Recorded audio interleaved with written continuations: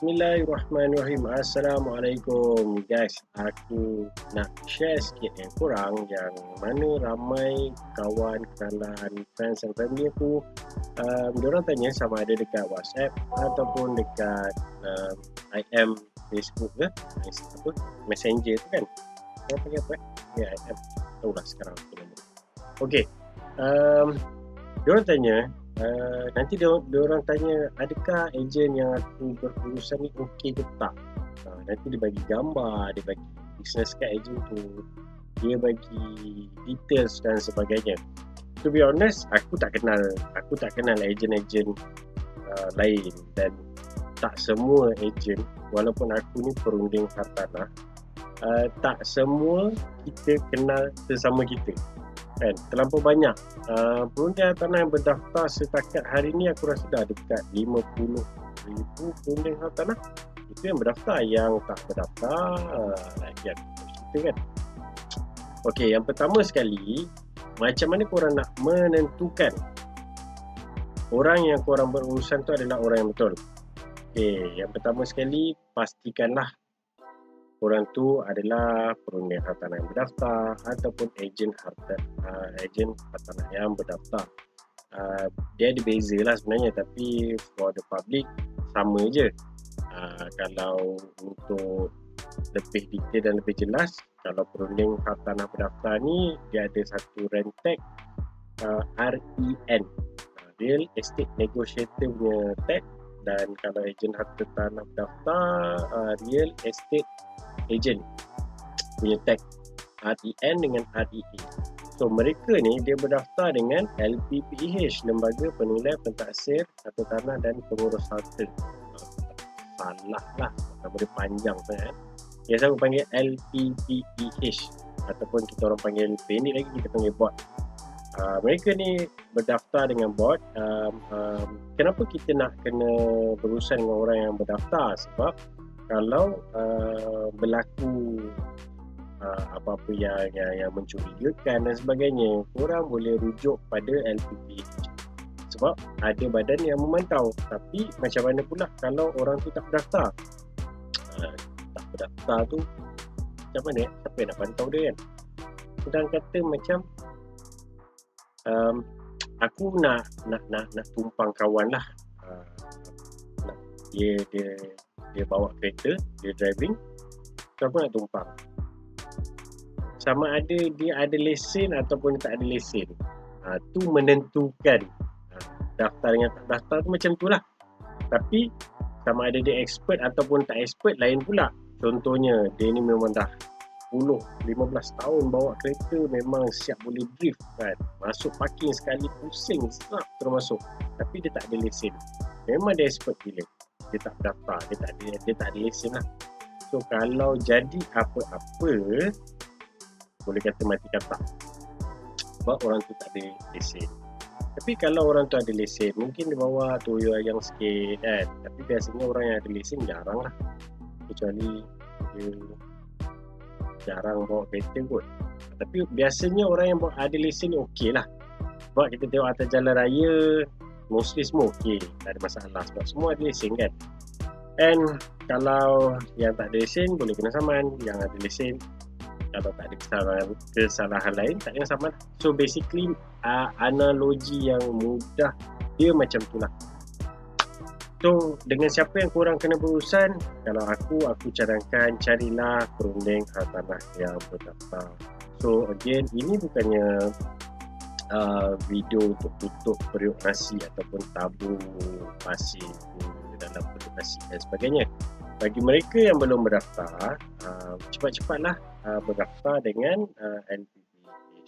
Sebab pendaftaran dia setakat hari ini tak adalah susah mana.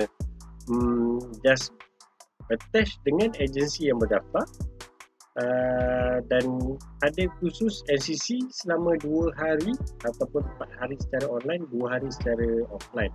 Salah satulah, bukan 2+4 tu. Kalau offline 2 hari je, kalau online kalau tak salah 4 hari. Tapi aku dulu offline lah, pergi yang attend, masuk ke kelas 2 hari je, dan dapat scan, submit untuk pendaftaran dah dapat rentek. Simple je macam tu. So tak adalah isu aku ni menutup periuk nasi orang dan sebagainya.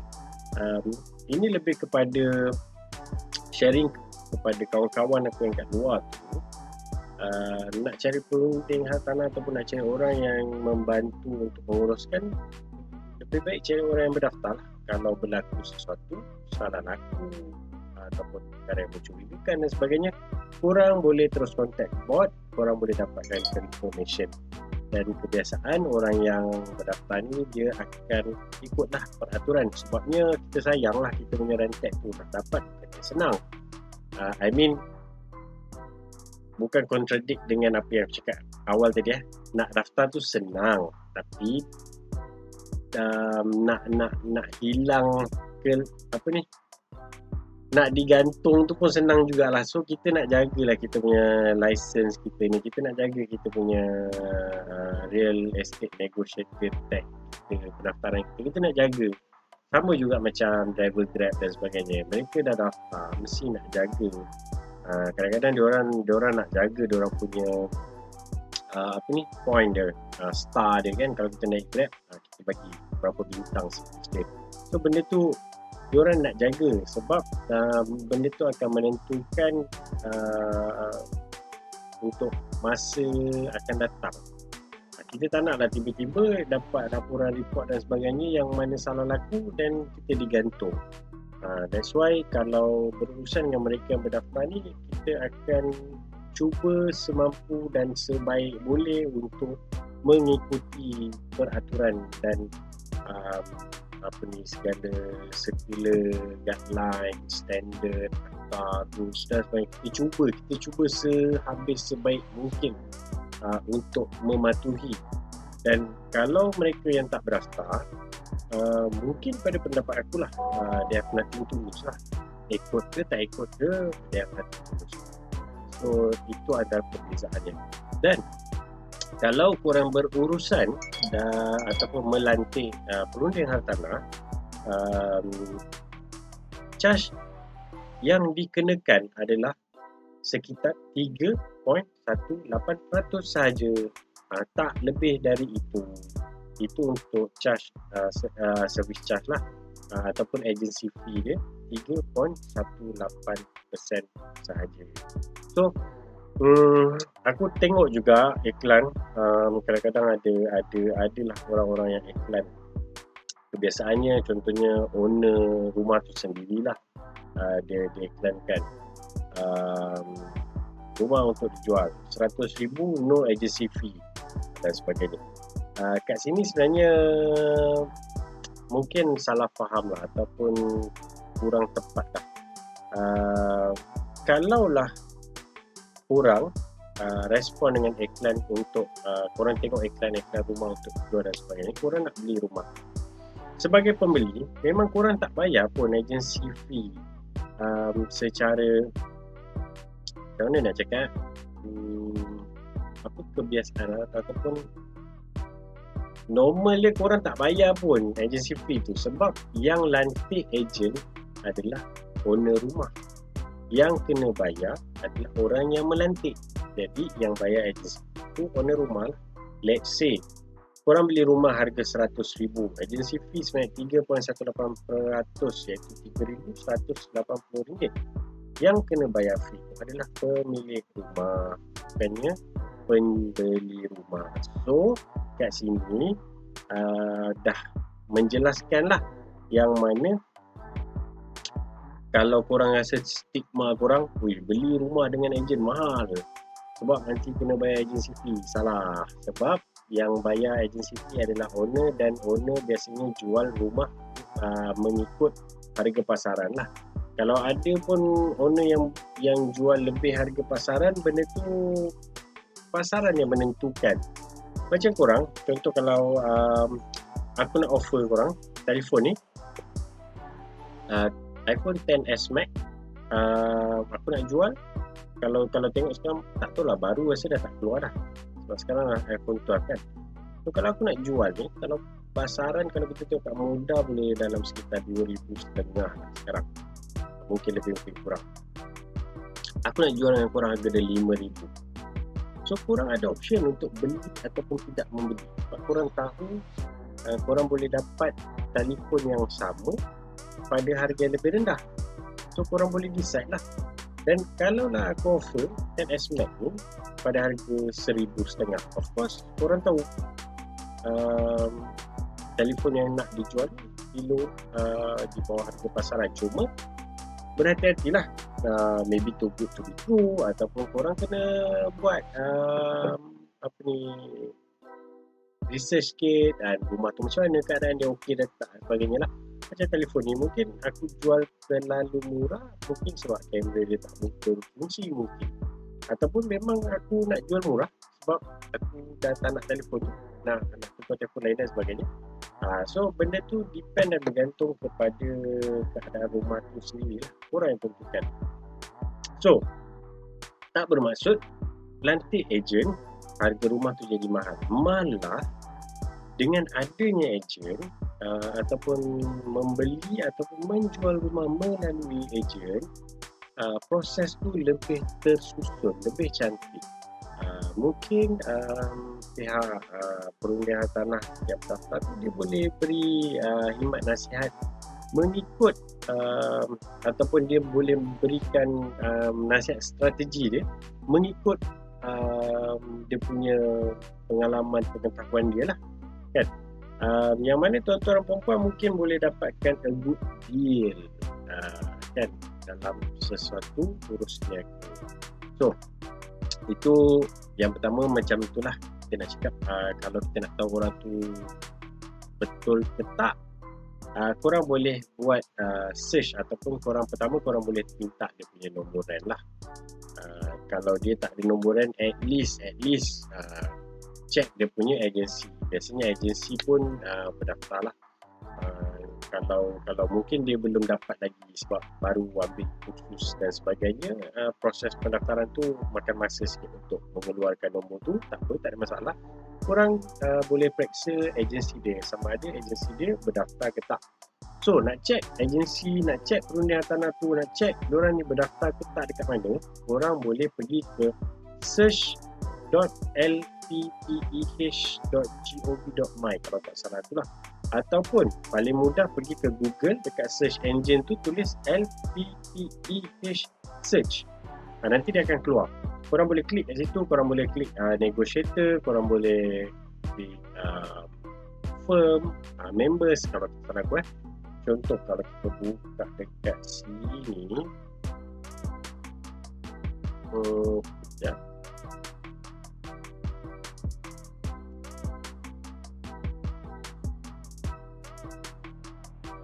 Okay, korang boleh pergi kat sini, type je LPPEH search. So dia akan keluar yang pertama sekali, search.lppeh.gov.my. Korang boleh klik kat sini dan korang boleh search. Kalau pergi ke search for firm, ini adalah untuk tengok sama ada agensi dia berdaftar ke tak. And then yang seterusnya search for member, ini adalah mereka yang yang dah telah berdaftar sebagai sama ada PEA ataupun REA, iaitu Probation Estate Agent ataupun Real Estate Agent. Jadi untuk perunding hartanah, kebiasaannya korang boleh search dekat search for negotiation. Boleh type je nama, and sama ada kalau dia ada nombor, dia bagi tahu nombor dia, search dekat ni nombor, ataupun boleh search kat nama dan sebagainya. Tapi kalau katalah saya punya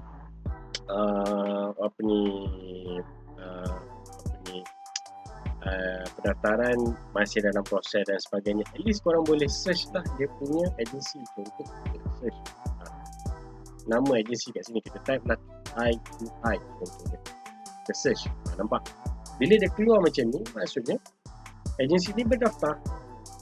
So pastikanlah, dan korang boleh lah seterusnya klik nombor telefon yang ada kat sini, kan. Tengoklah dengan agensi dia, kalau macam ni dia banyak branch, so klik yang mana satu yang kena pada data ataupun maklumat yang punya tanah tu berikan. Contact nombor office ni korang boleh dapatkan confirmation. Saya just nak dapatkan confirmation adakah agensi ni berdaftar dengan agensi tuan. Contohnya lah. So at least kita tahu ejen tu ataupun perundingan tanah tu berdaftar. So apa-apa kita boleh laporkan salah laku dan sebagainya, ataupun kita nak dapatkan maklumat lebih lanjut dan sebagainya, kita boleh hubungi LPPH sendiri. So itu salah satu cara lah untuk kita nak tahu mereka ni okey ke tak. Dan ataupun cara paling mudah, minta je dia, cik boleh saya nak tengok awak punya rentek. Dekat rentek tu dia ada nombor rent. So dekat nombor rent tu korang boleh check dekat sini, pergi search for negotiator. Kalau dia REN, pergi dekat sini lah. Kalau dia PEA, korang boleh type dekat sini. Nampak? Estate agent, PA, probationary estate agent, ataupun probationary value, ataupun value ni penilai lah. So korang boleh search kat sini. Kalau minta dia punya nombor rent, korang boleh type terus REN berapa nombor dia. Kalau dah search tak ada, korang boleh dapatkan maklumat. Korang boleh tanya lah, kenapa cik saya check cik punya nombor rent ni dekat sini, kenapa tak ada contohnya. Dan korang boleh search lah dia punya form dan sebagainya. At least kat situ dah secure satu hal, yang mana okey dia ni berdaftar, so tak ada masalah lah. And normally kalau ejen-ejen yang berdaftar ni, perundingan hartanah yang berdaftar ni, kita memang ikut lah standard, rules, regulation, undang-undang yang ada. Sebab kita nak jaga kita punya lesen ni. Kita tak naklah buat salah laku, ataupun kita nak yalah buat something bad, yang benda yang salah di sisi undang-undang, dan akhirnya menggadaikan ataupun merisikokan lesen kita. So kita orang tak naklah benda-benda macam tu. Sebab nak dapat pun bukanlah senang kan. I mean like yalah kita nak dapat tu tak adalah susah sangat, okey je. Tapi kita tak naklah digantung nanti nak cari makan macam mana. So that's why kalau boleh carilah mereka yang berdaftar. Dan again, ini bukan tutup periuk nasi, tabur pasir dekat periuk nasi orang mereka yang tidak berdaftar, bukan. Guys, kalau korang belum berdaftar, please daftar je, supaya kita dapat jaga kepentingan semua pihak. Kita dapat jaga kepentingan pihak pelanggan, klien kita, dan kita juga boleh jaga kepentingan hak sesama kita. Itulah kepentingan kenapa kita perlu berurusan dengan mereka yang berdaftar. So lain rasa tak ada apa kot. Again, yang berdaftar, yang kedua, fee itu tak adalah mengarut sangat, 3.18%. Itu berpadanan lah dengan apa yang kita akan berikan dalam servis kita. Dan tidaklah dengan melantik ejen menyebabkan harga hartanah tu naik. Sebenarnya kalau korang check betul-betul, buat study, rumah-rumah yang dijual melalui perunding hartanah ni, harga dia ni majoriti dia memang cun. Tapi kalau yang mahal, contohnya owner nak jual tanah 80,000 je, tapi dia jual 100,000, 120,000, yang lebih tu dia ambil. Guys, perunding hartanah yang berdaftar tak buat macam tu.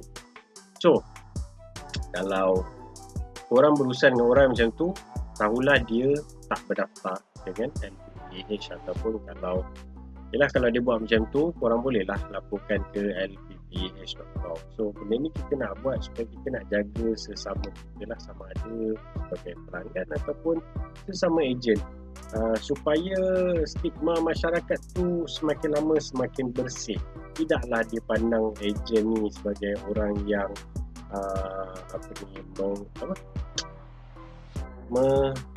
mengambil kesempatan. Ramai yang fikir macam tu. Sebenarnya kita membantu, kita memudahkan. Tapi kalau dah tak percaya juga kan, tak boleh nak buat apalah. Cuma yang saya boleh cakap, kalau berurusan dengan kami, perundingan tanah berdaftar, kalau berlaku salah laku, korang boleh laporkan dan buat aduan di LPPH. Tapi kalau yang korang berurusan dengan orang yang tak berdaftar tu, sendiri tanggung lah kan, dah nak sangat cari orang yang macam tu. Okay, so harga rumah pun tidak akan naik disebabkan berurusan dengan kami ni. Alhamdulillah, track record uh, saya dan rakan-rakan lah, mereka-mereka yang daftar ni, Alhamdulillah so far dapat feedback yang baik daripada klien. So tak adalah buat video ni supaya korang marilah berurusan dengan aku. No. Just nak bagi tahu kalau korang nak berurusan in the future, carilah mereka yang berdaftar supaya korang punya transaksi urus niaga tu selamat. Dan aku sendiri recommend pada kawan-kawan aku, contoh dia duduk kat Selangor dan dia bagi, bro, details agent ni okey tak, ni business card dia semua, kita check dia berdaftar dan sebagainya. Kadang-kadang kalau dia tak berdaftar lagi pun, contoh dia tak ada nombor rank, aku akan check dia punya agensi, so agensi dia pun berdaftar. So kita tengok sikit background check dekat Facebook contohnya, ataupun dekat Google dia punya agensi macam mana dan sebagainya. Aku cakap okey, dia ni okey, mungkin dia belum dapat lagi nombor rank tapi agensi dia okey lah, sebab agensi dia berdaftar. And the best, lagi bagus kalau check dia ada nombor rank, tengok okey, tengok Facebook pun okey. Sebab guys, percayalah, takkan ni agent nak tipu 1-2 transaksi yang akan menggadaikan dia punya periuk nasi for the long term. Takkanlah aku nak tipu 1,000, 1,000, 2,000, 3,000, 4,000, 5,000 untuk merisikokan masa depan. Mungkin ada tapi aku pasti tak ramai lah. Dalam banyak-banyak orang kata dalam standard tu mungkin ada lah 1-2, tapi kita tak boleh lah, tak fair lah kalau kita hukum semua macam tu. Jadi apa-apa, yang penting korang sendiri kena check, dan korang sendiri yang kena pastikan korang berurusan dengan orang yang betul. Kalau pertama awal-awal sekali korang dah berurusan dengan orang yang salah kan, memang tak boleh buat apa lah. So itu saja perkongsian untuk pada kali ini, dan insyaAllah aku akan just buat je apa-apa video berkaitan dengan hartanah in the future. Mungkin panjang, mungkin pendek videonya, nasib, tapi at least point aku supaya aku dapat memberikan perkongsian dan manfaat. So again, please click like, subscribe. Kalau korang dekat Facebook, korang boleh klik like dan share. Dan insyaAllah kalau ada apa-apa yang korang nak tahu, just give a comment down below dan aku akan tengok. InsyaAllah kalau aku boleh jawab, aku akan bantu. Itu saja. Assalamualaikum.